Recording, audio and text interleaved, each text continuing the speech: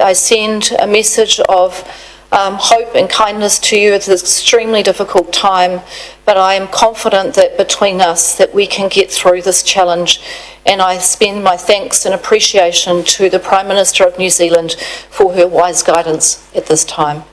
Amen. Amen. I think today we need to just lift the spirit a little, and so I think waiata is appropriate. So, te aroha? Yeah. Te aroha, te whakapono, me te rangi Marie, i tato tato e.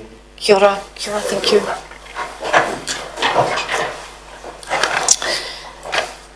Welcome to everyone who is here in person, and I just want to acknowledge the councillors who are joining us today by Zoom. So we have with us Councillor Bowater, Councillor Sanson, Councillor McGurk, Councillor Fulton, and is that everybody, Robin? One more? And Councillor Courtney. Not yet in, so Councillor Courtney isn't yet here with us, but we'll try to contact him and see if we can get hold of him. All right. I just want to check in terms of our process, so I'll leave taking the apologies at the moment because I will wait to see if Councillor Courtney is able to join us. We've got our councillors joining us on Zoom, and unfortunately we're just having a little bit of difficulty here with the screen, but what I'll do is try and work it from here so that they can connect with us. So at the moment the councillors on Zoom are on mute, and what they'll do is signal to me if they wish to speak throughout the process, and between Robin and myself we should be able to manage this, I believe. So just confirmation of order of business is as set out on the agenda sheet. We have, if there are any interests in relation to matters on today's agenda, if you could signal to me, and I'm just going to move my screen here to gallery view. So if anyone on Zoom has a conflict, thank you, Councillor McGurk, I'll note your... Item 7. Item 7, thank you, we've noted that. Thank you. No public forum today, and the Mayor's report. Clearly we are in unprecedented times. I know for many people yesterday, the announcement of the Prime Minister that we were moving to level 3 alert for COVID-19 and then on to level 4 at midnight tomorrow came as a shock. But I have to say to you, the announcement for me came as relief. I think we have an opportunity in New Zealand to do something that will be unprecedented if we follow the direction that we've been asked to follow by a Prime Minister. We are going to have to make changes to our lives, very dramatic changes, but ones that I know that our community can manage. This has been a community that has been tested by emergencies before, and this one is different, very, very different. But I also know this community will come together, and it's in the coming together, being kind to one another, following those instructions that we've been given, by staying home as much as we can, by looking out for our neighbours, that actually we can get through this. This is a mammoth task for any country to take on, and I know the impacts are going to be very hard for many in our community. Our employers, our employees are nervous at this time about the economic impact.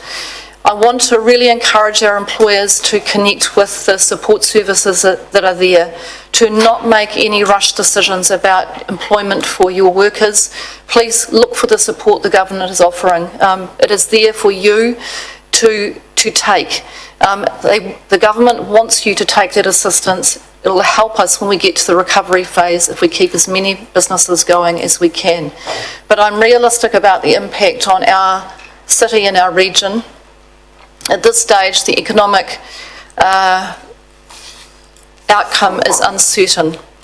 And for many of us, as we look at the impacts on both councils' operations, on the connections that we have with community organisations, for many of our non-profits, for our own companies, we realise that at the moment is a real period of uncertainty.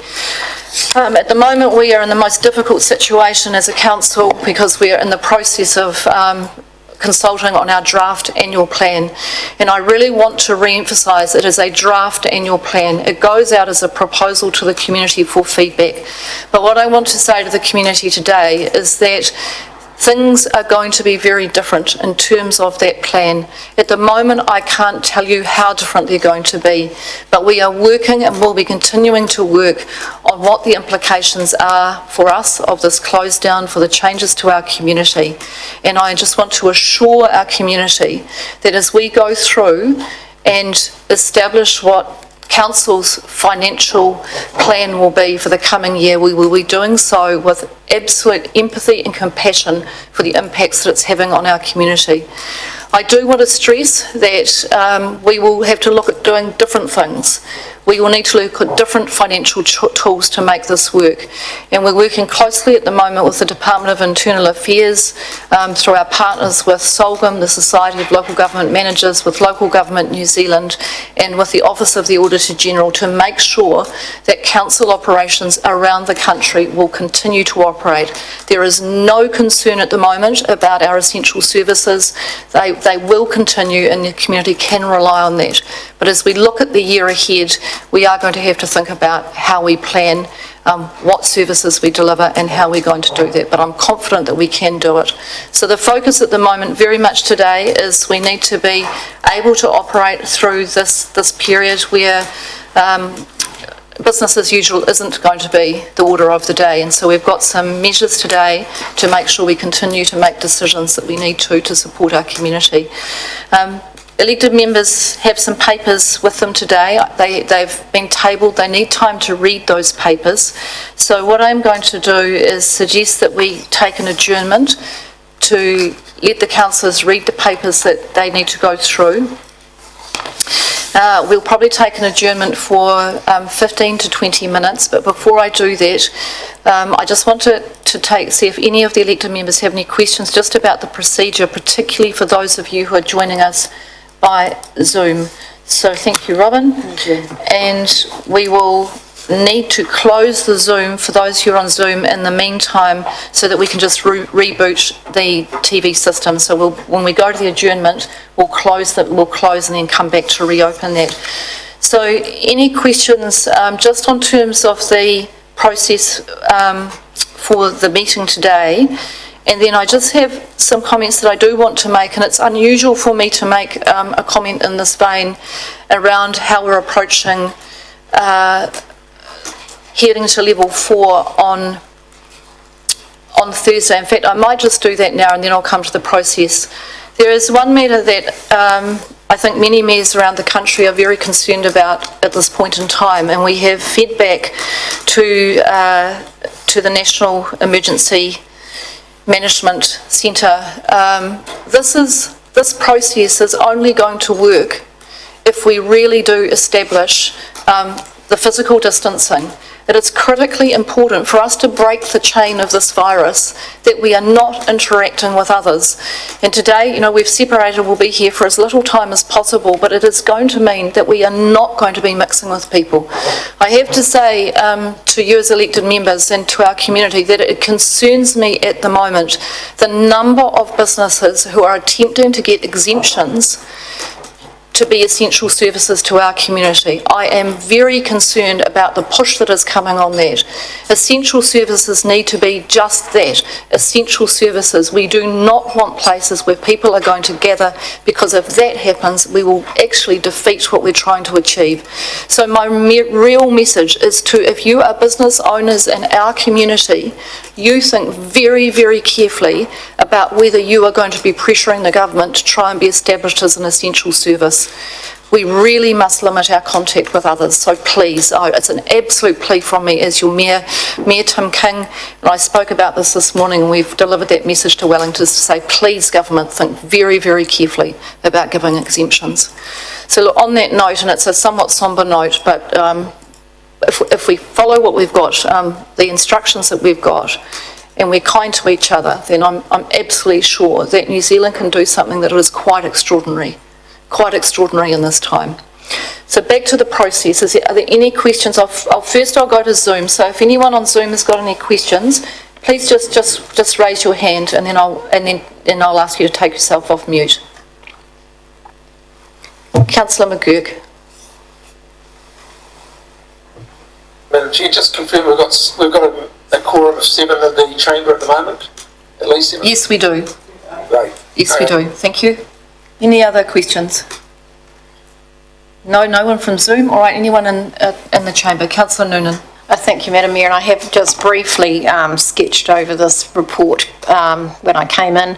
I had one maybe addition I would like to see, and that is when this particular emergency provision is lifted. There isn't anything about under what circumstances it gets lifted. I just wondered whether some thought could be given to an appropriate clause so that we know that when it's going to be a certain time, it'll trigger this emergency provision is no longer required. Okay, thank you. Councillor Eager. Oh, sorry, just a note. I've just seen messages from people on Zoom to say they can't hear when we speak. So you may need to reiterate. All right, I will do that. So Councillor Noonan has just commented that she'd like to see... Sorry, that might help. That might help. Thank you, Robin. Oh, yes. Oh, it's extraordinary circumstance. All right, we'll try this. Does that... I'll ask Councillor Noonan to repeat her question. Can you hear me? If everybody put their hand up if they can hear me. No hands going up.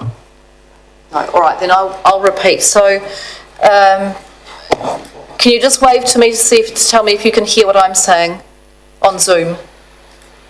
Yep, that's working. All right. So what Councillor Noonan was asking for, she said what she'd like is the officers just to consider some wording in the provision today when we establish the emergency provisions, that we need to have something that indicates when they will cease, so the officers will think about that. Anyone else, any questions about the procedure? No. All right. In that case, what we'll do is we'll take an adjournment for 15 minutes. We'll resume at 25 to 2, and then we can move on to the items, which today is the paper on emergency provisions for COVID, and then in confidential business we have a community housing negotiating brief paper to look at as well. So those are 2 items. So we'll adjourn now and resume in 15 minutes. Thank you.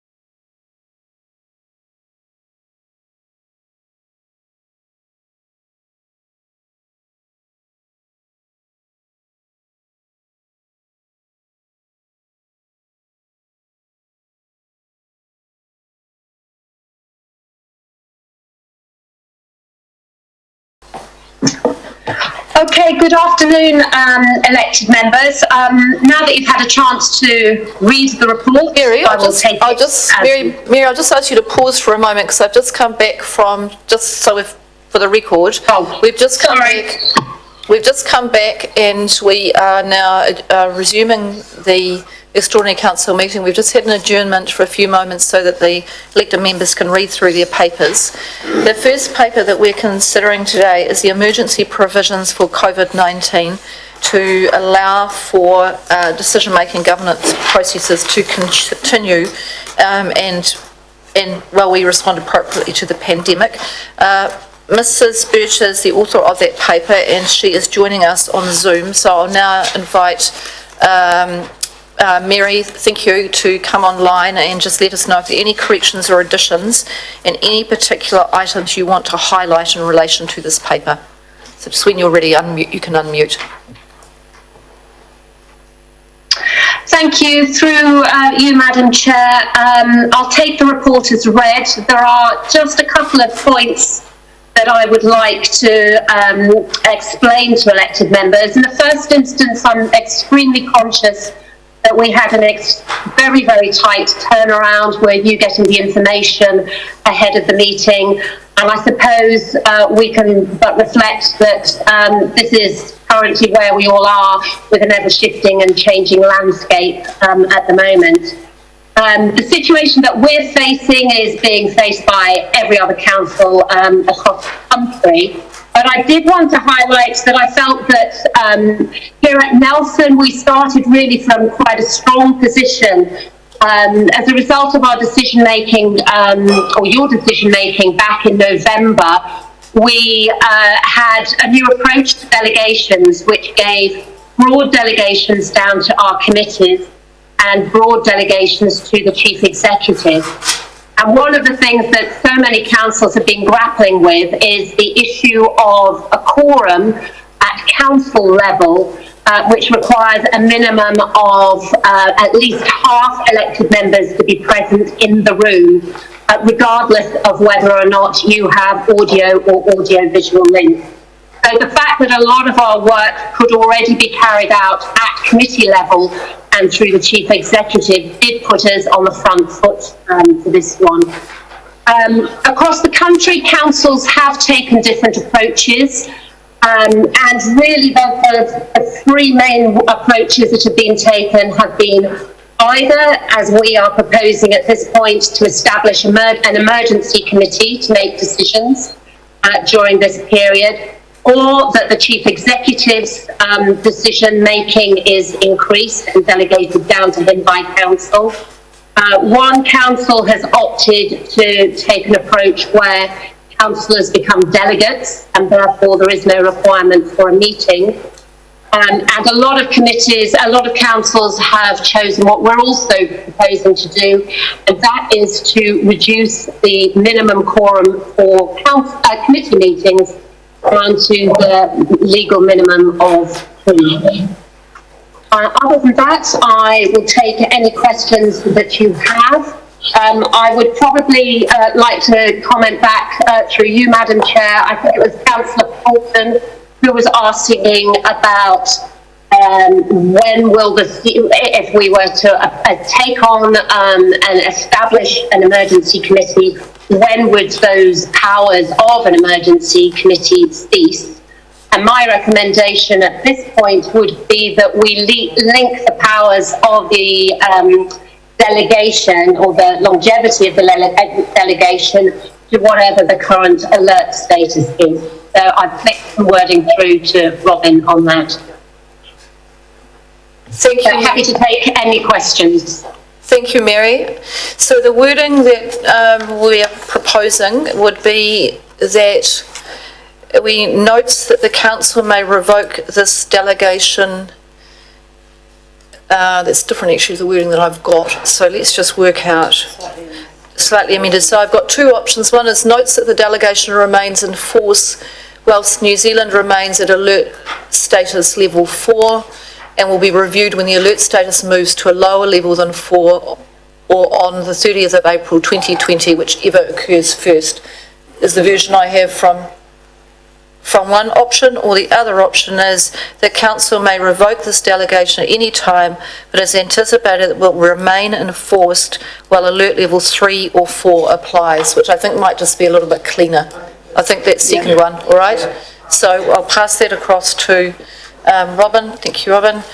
And now I'll go to questions. So I'll just ask, what I'll do is I'll take the questions from those who are in the chamber, and then I'll go across to those of you who are on Zoom, all right? So starting with Councillor Noonan.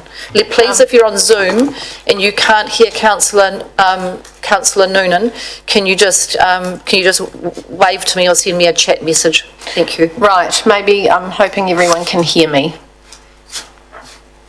Can you put your hands up if you can hear me? Right, okay, well, okay, great, thank you. Thank you, Mary, for coming up with that clause. It's one of the things that, it wasn't Councillor Fulton, it was me, but that's okay. I think that covers it very well. I think it's clear for the public to see where that finishes. My question relates to the recommendation number 3, which provides that we're a member of the emergency committee. So the emergency committee is the mayor, the deputy mayor and the relevant chair. And that this next clause provides that if one of those members is not available, and I'm wondering why we're not using the deputy chairs, because if it's a particular area of interest, then I would expect the deputy chairs to be across that area rather than another chair. So why are the deputy chairs not being used as a fallback? I'll go to Mary. So Mary, would you like to respond to that question? Thank you. Through you, Madam Chair, that is an option that you could consider as an alternative to the Chief Executive making the decision.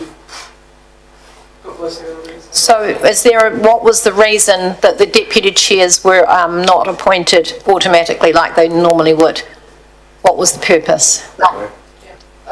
Mary, we'll go to Pat. So you'll appreciate this was pulled together literally overnight.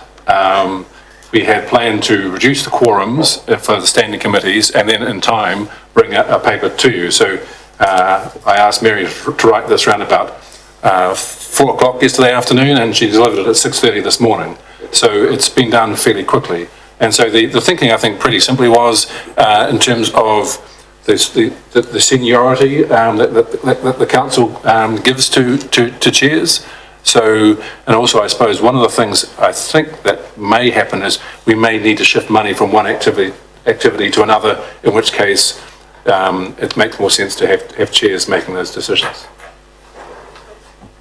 Thank you. And I'd like to suggest that if particular councils have strengths in some areas and they're not a chair, that could be, that their skills could be used if required. I guess that's not a question, but a consideration of the Chief Executive. But probably he's unaware of the skills that we have because we don't apply for jobs. But I think if there are skills that need to be taken up, that you would be able to just give that person a call, but I don't know whether that's precluded by the wording in this document. The wording is quite specific at the moment. If you want, if the will of the meeting was to expand it, then that word would have to change to councillor. Okay. Councillor Noonan, I am very aware of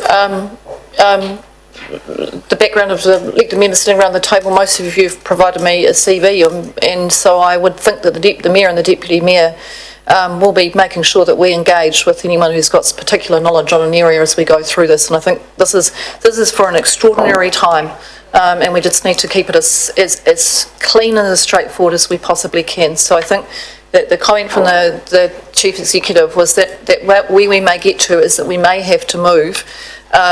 We don't know yet, but we may have to move money from one area to across activity classes, in which case I think it's reasonable that the chairs are aware of that. And it's working through. So just one more then. Thank you. So just for clarity, this will only kick in if for some reason we can't all meet the way that we are today. So in normal practice, from what I was reading, it looks like if something needs to be decided, that we're all called to a meeting, and that this is just kicks in if that's not possible. Is that correct? Is that my reading of it? No, we had envisaged that this would kick in while we're in alert levels 3 and 4. It's going to get harder and harder to get people in a room, and also it's just not good practice to have people in a room. So that's why some councils have gone to the option of the chief executive having the powers. So because they're worried that in time it may be difficult to get a quorum of 2, but we think we can manage with a quorum of 2. But no, this would be kicking in from tomorrow. So can I just clarify then the clauses in that clause 6, because we just have an interpretation of clause 6, please. Maybe. So at the moment we have postponed the dog policy hearings, and we've cancelled the rest of the meetings for the next 4 weeks. We're not envisaging having any meetings. And I'm hoping that I don't need to pull together this committee. But that's, if I do need an urgent decision, then that's this emergency provision. This emergency committee is the one that I will be pulling together, because I can do it quickly and easily and not expose everyone to the risk of infection. One more comment then, or question. And 6.2 is really where I was at. It reads to me that, and we're all going to be at home, and we're all on Zoom, so I don't see there's any reason why we can't all be available. And that's the way I was reading it, was that we will be available. It would have to be extraordinary for us not to be.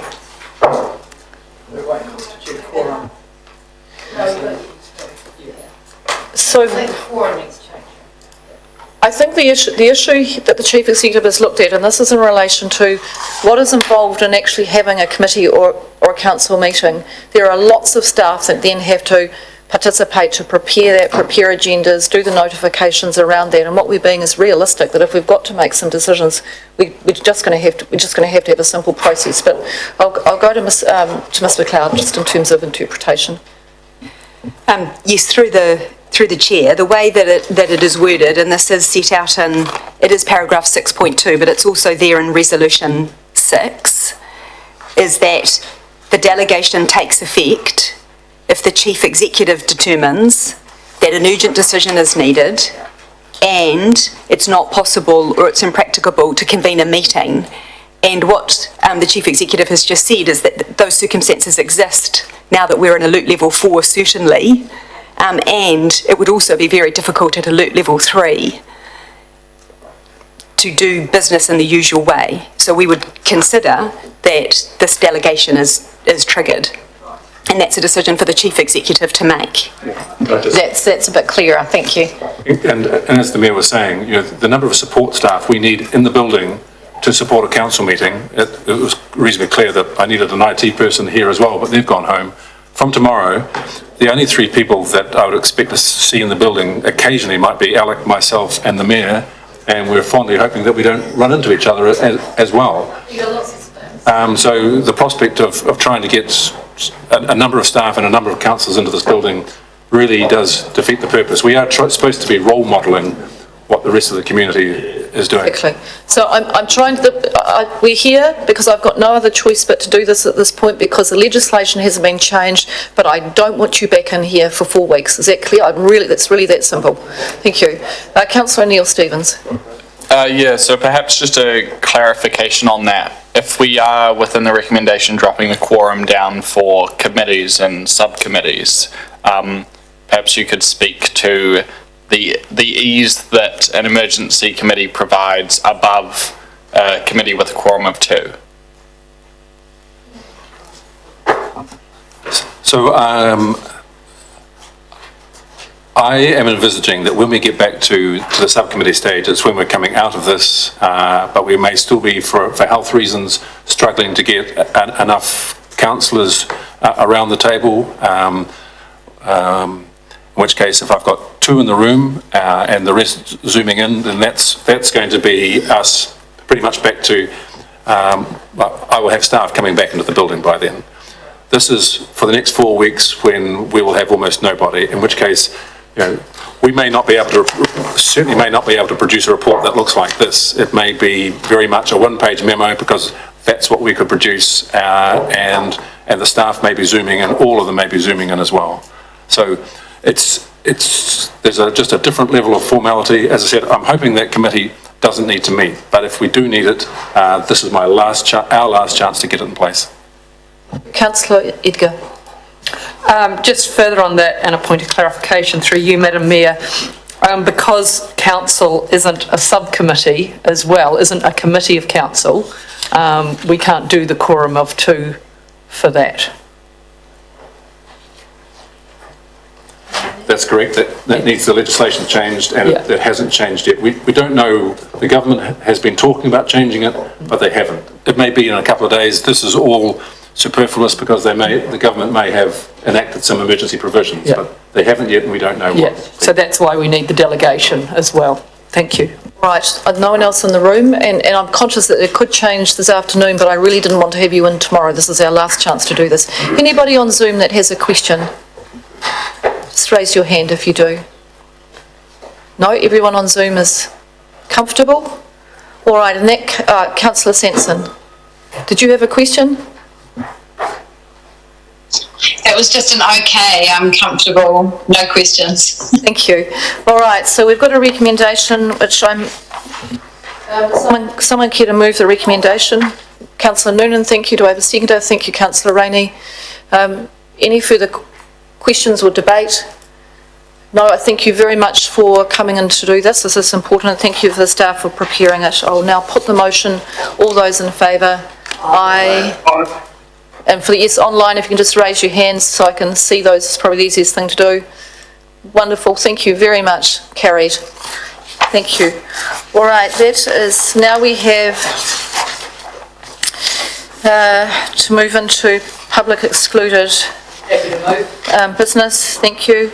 And just, I'll second that, but just before I do, one thing to be aware, councillors, we will be I will be aiming for us to get together on a regular basis by Zoom, just so we can check in. You've got key roles in the community, and we need to be able to get your feedback as to how things are operating, your feedback, what engagement you're getting. And I know you'll be doing a lot of that with social media and emails and other things, and there will still be a lot of work that's going on. So while you'll be at home, you're still going to be busy working. So, and I thank you for that. Councillor Rainey. I just have a question about Zoom. It's experiencing a lot of youth, generally, even apart from council. Are we able to use the Zoom account personally? We can set up our own meetings? Yes. Because... Yes. You can make your own personal just have to use my... I understand you can make your own personal account, I understand that, but I'm aware that the Zoom facility that council have may be more enhanced than private accounts. So you may not want to answer that straight away, but have a little consideration of it. Right. That would be good. Thank you. Thank you. All right, that's fine. Now, just a little bit off script, but I just want to cover this off very quickly. I mentioned this before when I gave my Mayor's report, that we have got an annual plan that is draft annual plan that's out for consultation. With what is going on at the moment, it is going to be extremely difficult for the public to engage and give feedback. And what I've said to you in framing this is that we are going to have to really go back and go through all of that plan as we move through these next few weeks, and we have a better understanding of what is happening in New Zealand with coronavirus and the impacts and how long this is going to take. I have seen calls coming from all sorts of sectors for comments around zero rates freezes and all sorts of matters like that. And I really have just another message to you as elected members, but particularly to the community of Nelson. This is the time to focus on the well-being of people and their health. The economic impact, as I said, is dramatic, and that means we are going to have to look at doing things potentially quite differently. The concept of there being a rates freeze, to me, is something that just actually, it really reflects a lack of understanding of the depth of the issues that we are dealing with at the moment, and I'm disappointed to see that. The issues we are dealing with at the moment are vast. We have council-controlled organisations that we rely on in terms of setting our financial strategy for the year, and we're just going to have to pick this up and work with them. I am confident that we can get this together and create a good financial package, but to minimise this and to be thinking that the only factor here is something around rates freezes, to me says that actually I'm hugely disappointed, and it's not the sort of leadership that I'm looking for in our community. So I encourage you as elected members to understand the financial picture that we're in, understand that we're going to have to look at all sorts of tools to make this happen, and furthermore, we are going to have to be talking with the government about how we support local government in the future, because this is going to challenge all of us. Councillor Rainey. I completely support your thoughts and words there, Madam Chair, and urge councillors to show restraint, especially on social media, not suggesting that anybody hasn't. However, one thing I would want to say is until such time as we change our current position is that we have an exceptions document that is sitting there, and actually until such time as we get together as a council and decide to change that position, if we do decide indeed to change that position, that is the status of where we're sitting. So I would encourage all of those who are quick to comment about council's position to actually take the time, which undoubtedly people will now have, to acquaint themselves with that exceptions document, or indeed the whole annual plan, or indeed the long-term plan, and take this as an opportunity to come back and comment to us from a position of being fully immersed in all the information that we put out. I really do think it's a great opportunity rather than just a hassle. Thank you. I think that's a really good comment, and as we get through this next period, we're setting up our emergency processes at the moment. That might actually be a really good opportunity for us as elected members to engage actually in that conversation over the coming weeks about what it is that council does and what we deliver. I've received some extraordinary messages from people that demonstrate to me that I don't know that we communicate well enough actually about what we do. And I will say to really to the community that right now many of our staff have worked week on week to get prepared for this event. They are working extremely long hours, as they did in the last emergency event and the one before and the one before that. There are staff who have had no days off now for a good fortnight as we get into preparation, and they won't get any more off as we go through this next stage. So the concept that while Nelson City Council's doors may be closed, there is an enormous amount of work that continues from home and from other locations to make sure this city continues to operate. So please, for the community, just understand that there are not staff who are on leave doing nothing. For staff who are unable to fulfil their functions, they are being repurposed to support the welfare effort, and that is going to increase as we go through. So just thank you for your understanding as elected members. I know you understand that because you see that. Sometimes it's hard to actually tell that story to the community. So this really is a time to be kind and compassionate to everybody. And I think that's the message at the moment, needs to be around that, not picking off councils over rates rises. Thank you. I will move into Councillor Noonan, and then I'll go into public exclusion. Thank you. I just wanted to support all those who've just spoken about the situation that we're in, and I don't think a lot of people realise how serious it is. We've had the Chief Executive explain that one shop had all sorts of people, and I just don't think that people are taking it as seriously as they need to. And if they don't, then it will spread. So there's no point in closing things if people are going to go out. So we need to plead to people to actually, it's not normal practice for us to just listen and obey. We like our freedoms, but actually sometimes for the best of all people, which is what we try and do at this table, we try and balance up a lot of things all the time. In this particular case, for the sake of everybody else, not our own wish or desire, we need to actually, whether we like it or not, we just have to stop and do what we need to do to keep everybody safe. It is worrying people. Our families that are away are worried about our well-being, And if we do what we should, then we should stay safe. So I agree with you. I think I'm sort of on the welfare calls, as you know. I'm checking in on people, and I'd encourage people in the city and our elected members to do the same thing, just to keep an eye on more than what you'd normally do. And we will see each other again at the end of this difficult time. But thank you for the work the staff are doing, that you and the elected members on the small working group are doing to keep it safe. And I'm glad we've gone early. Thank you. All right, I'm now going to move into public excluded.